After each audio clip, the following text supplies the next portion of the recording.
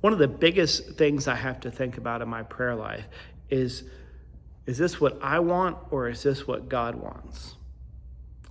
They're not always the same thing, as much as I would like them to be. This past Saturday, we got together with about 25 leaders and we did a leadership day formation. We learned a lot of great things. One thing we learned about was church size theory. That is that people have gotten together and grouped churches and the way they function around how many people attend on a Sunday. And we're moving, perhaps the most difficult move, from one category to another category. And in this category, my role changes, the leadership changes roles, and it's hard because in the category we're moving out of, everybody knows everybody, there's a sense of intimacy, and it's just real, feels like more like a family. As we move out of that, now that doesn't mean that intimacy goes away, it just looks very different. I would love to know everybody's name, I'd love to go and visit everybody, I'd love to just be a part of everyone's life, but the reality of it is it's about capacity. It gets to a certain point to where one person, one priest just can't do it all, and it needs to be spread out, which I actually think is more authentic to the way we're supposed to live our lives as Christians. And we're figuring out how to do that. There's no one way to do that. But all of it centers down to living out our mission.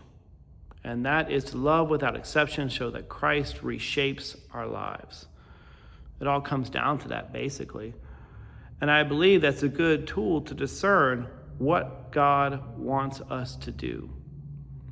And I do believe that God is calling us to be open to growing, even though it may look different, even though there may be some loss and some sacrifice on the way, there's a lot to gain as well. There are people who are searching for a church like this. We are something different here in Cartersville and Bartow County, and we need to recognize that. We need to be open to people who want to come to us, incorporate them into our lives so that we can reshape how we all live. I don't know what God has in store for us in the future. My hope and my prayer is that it's not about what you want, it's not about what I want, but it's about what God wants.